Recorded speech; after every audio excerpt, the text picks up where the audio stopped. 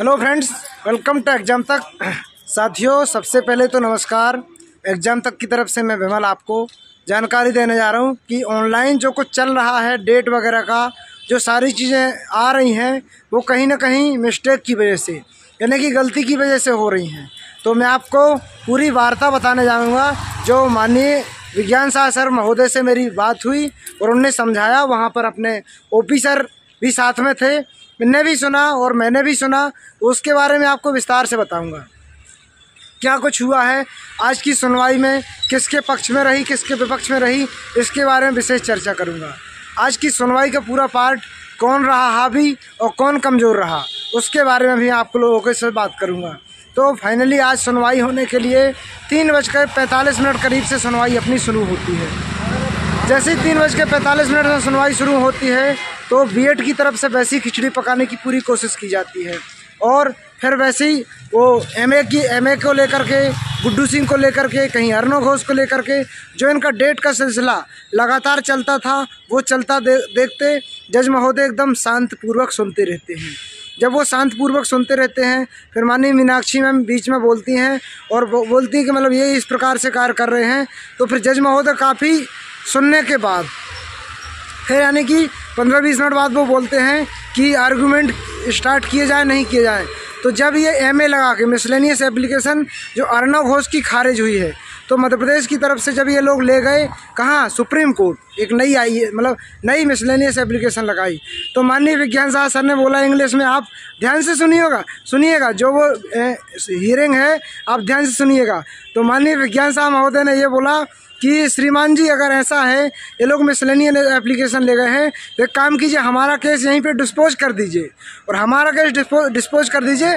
फिर हम लोग जा रहे कहाँ, सुप्रीम कोर्ट। तो इनकी जो मिसलेनियस एप्लीकेशन है अगर वो खारिज हो गई इनकी, तो इनको नौकरी से हटा दिया जाए और अगर उनकी एक्सेप्ट हो गई तो जैसी है वैसी भर्ती बनी रहे। जब माननीय विज्ञान शाह महोदय ने इस प्रकार के तर्क बोला तो बीएड वालों में खलबली मच गई और उन्होंने कहा नहीं, हम आर्ग्यूमेंट करना चाह रहे हैं, अब डिस्पोज नहीं होने दे रहे। तो मतलब उनने फिर जब ऐसा बोला तो कहीं आप आर्गूमेंट कहाँ कर रहे। फिर इसके बाद मीनाक्षी मैम की एंट्री होती है। जैसे ही मीनाक्षी मैम की एंट्री होती है तो मीनाक्षी मैम बोलती हैं कि सर ये कोर्ट का टाइम वेस्ट कर रहे हैं, कभी अर्नव घोष तो कभी गुड्डू सिंह। तो गुड्डू सिंह क्या है, तो कहीं गुड्डू सिंह एक शिक्षा मित्र है, उसने किसको लेकर के लगाया था, तो कट ऑफ को लेकर के लगाया था, इस प्रकार से लगाया था। तो इस प्रकार से कोर्ट ने सुना। अब जब कोर्ट ने सुना, इसके बाद माननीय जज महोदय का डायरेक्ट बयान आता है। मैं शॉर्टकट में आपको बता रहा हूँ, पूरा विस्तार से आप वो वीडियो पूरा देखिएगा, आपको खुद ही समझ में आएगा।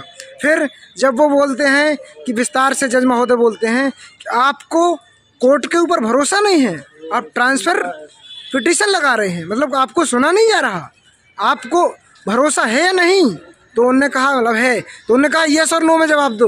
जब यस नो में जवाब नहीं दे पाए तो उन्होंने यही बोला यस और नो कोर्ट, मतलब are you don't trust me any court, मतलब बिना उसके तुम सुप्रीम कोर्ट कैसे जा सकते हो, तुम्हें ट्रस्ट नहीं है। तो उन्होंने कहा यस और नो में जवाब चाहिए।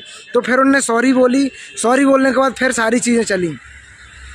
अब सारी चीज़ें चलने के बाद फिर आर्गूमेंट शुरू होते हैं। जैसे ही आर्गूमेंट शुरू होते हैं तो विज्ञान शाह आर्गूमेंट करते हैं, मीनाक्षी मैम भी आर्गूमेंट करते हैं। और इनके आर्गूमेंट होने के बाद आपने देखा कि जैसे आर्गूमेंट होते जाते हैं और 3:45 से 1:45 तक, मतलब 4:45 यानी कि करीब 1 घंटे लगातार सुनवाई होती है। और इतने अच्छे आर्गूमेंट होते हैं, इतने अच्छे तथ्य रखे जाते हैं, सारी चीज़ों को मिसगाइड करने की पूरी कोशिश होती है, लेकिन वो मिसगाइड को संभालने के लिए, सारी चीज़ें कोशिश करने के लिए, जो सत्य होता है उस सत्य को चलाने के लिए माननीय विज्ञान शाह महोदय ने, माननीय मीनाक्षी मैम ने, माननीय रणदीप कालरा सर ने इनने ज़बरदस्त पैरवी की। और पैरवी के बाद यही सुनने में आया, अब इनके आर्गूमेंट हो चुके। अब फाइनली इनने बोला, जब बीएड वालों ने बोला कि हाँ हम आर्गूमेंट करना चाहते हैं, तो अब इनके आर्गूमेंट होंगे। तो फाइनली अब 8 फरवरी को अपना फाइनल डिस्पोजल पे लगा है, मतलब फाइनल होगा ही होगा। 8 फरवरी की डेट दी गई है। तो जो ऑनलाइन साथी कुछ घबरा गए हैं, ऑनलाइन जो देख रहे हैं वो ऑनलाइन गलत है, गलती की वजह से हुआ है। थोड़ा सा ओपी सर बोलेंगे विज्ञान शाह सर ने क्या क्या बताया, उसके बाद फिर मैं बताऊंगा। ओपी सर बताएं विज्ञान शाह ने क्या। सर ये बोल रहे थे कि अपना जो डेट है वो अपना रिजर्व ऑर्डर नहीं हुआ हैगा, और अपना ऑर्डर रिजर्व नहीं हुआ, ओनली हेयरिंग अपनी 8 तारीख को हो जाएगी। तो उसके लिए अपन को कहीं ना कहीं फंडिंग का करना ही पड़ेगा और उसके लिए अपन को तैयारी रखनी है।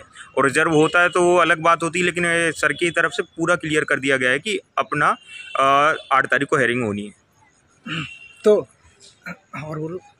और स्थितियाँ ये हैं कि अपना केस लगभग अपन जीत की ओर ही अग्रसर हैं और भगवान ने चाहा तो अपन 8 तारीख को फाइनल क्लियर करके आएंगे। क्योंकि आपने देखा ही होगा कि गवर्नमेंट के वकील को, जो मैडम को, कितने अच्छे से उन्होंने फटकार लगाई। क्योंकि उनका कहना ये साफ था जज साहब का कि भाई आपने जब आपको हाई कोर्ट पे या अपने जज पे यकीन नहीं है, आप सुप्रीम कोर्ट कैसे जा सकते हैं। उसके लिए बहुत मतलब बहस से ये हुई और उसके हिसाब से एक थोड़ा सा माहौल अपने लिए पॉजिटिव तो बना है और वो हकीकत में एक ना एक अपन को कहीं ना कहीं अपन को फ़ायदा देने वाला है। और 2 तारीख को अभी जो हेयरिंग होनी है सुप्रीम कोर्ट में, तो उसके लिए भी अपन को थोड़ा सा अपनी तरफ से प्रयास करना पड़ेगा और फंडिंग का थोड़ा अपन को कहीं ना कहीं हमेशा की अभी फ़िलहाल में 8 तारीख तक के लिए और 2 तारीख के लिए कुछ ना कुछ फंडिंग लगातार करनी होगी। और अपन जिसी में अपन फंडिंग ही अपने भरोसा है और बाकी भगवान के ऊपर तो अपन छोड़े हुए हैं। बाकी तैयारी अपनी बिल्कुल मन लगा के करें जिससे अपन अगली हेयरिंग तक अपन जीत सकें। बिल्कुल। तो साथियों, जैसा ओपी सर ने बताया, अब मैं उसको और अपने शब्दों में बयां कर दूं। माननीय विज्ञान साहब महोदय से हमारी जो बात हुई तो उन्होंने यही कहा कि जो डेट का इशू है, तो डेट कहीं ना कहीं गलती की वजह से दिख रही है। अभी ऑर्डर रिजर्व नहीं हुआ है और 8 फरवरी को फाइनल रिजर्व होगा और अब उसमें कोई किंतु परंतु नहीं होगा। लेकिन अब साथियों, आपके लिए एक और संकट की घड़ी आ चुकी है। अब संकट की घड़ी कौन सी? आपने देखा 2 फरवरी को जो एमए लगाई गई है, कहाँ पर? सुप्रीम कोर्ट में। तो उसकी एमए की तैयारी के लिए भी अपन को आगे बढ़ना होगा और उसके लिए आपको बढ़ चढ़ के हिस्सा लेना पड़ेगा। इशारों में समझ जाइए, ओपन प्लेटफॉर्म है, ज़्यादा कुछ बता नहीं सकता हूँ। तो 2 तारीख की हियरिंग मान लीजिए अपनी ही है, क्योंकि वो वहाँ पर सुप्रीम कोर्ट में जो हियरिंग होने जा रही है 2 फरवरी की, तो एमए लगाई गई है, उसके लिए अपन को तैयारी करनी पड़ेगी। पहली तैयारी आपको, जैसे माननीय रमेश सर के मार्गदर्शन में हमेशा बोला जाता है कि अब आपको 2 तरीके से लड़ना पड़ेगा। यानी कि एक तो सुप्रीम कोर्ट में भी लड़ना पड़ेगा, दूसरा हाई कोर्ट में भी लड़ना पड़ेगा।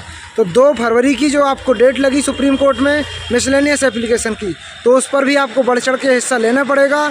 और उसके बाद 8 फरवरी को अपन मध्य प्रदेश के हाईकोर्ट जबलपुर में भी बढ़ चढ़ के हिस्सा लेना पड़ेगा। ये जानकारी आप लोगों को ओपन प्लेटफॉर्म में जितनी बताई जा रही, इसको सत्यता से ग्रहण कीजिए, क्योंकि आपको सही और ऑथेंटिक जानकारी एग्जाम तक के माध्यम से दी जाती है। तो आज जो वास्तविक स्थिति है, बाकी लिखे पे मत जाइए। हाईकोर्ट की जो साइट पे दिख रहा है वो कहीं ना कहीं गलत इन्फॉर्मेशन है, उस पर मत जाइए। माननीय विज्ञान साहब महोदय ने जो बताया मेरे द्वारा और ओपी सर के द्वारा, जो बातें हुई आप लोगों को तक पहुँचाने की कोशिश की, तो ये वीडियो प्रत्येक डीएड धारियों तक पहुंचा दीजिए। जो समस्या में ग्रसित हैं, जो घबरा रहे हैं साथी, सभी साथियों इस वीडियो को देख करके समझ जाइएगा क्या क्या कहानी हुई है। बाकी माननीय रमेश सर का भी वीडियो आ जाएगा जल्द ही, उसका आप इंतज़ार करें। चैनल पर नए हैं, हाँ अभी तक आप चैनल को देखते हैं लेकिन सब्सक्राइब नहीं करते, चैनल पर नए हैं तो सब्सक्राइब जरूर कर लीजिएगा। मिलते हैं अगले वीडियो में, जब तक के लिए जय हिंद।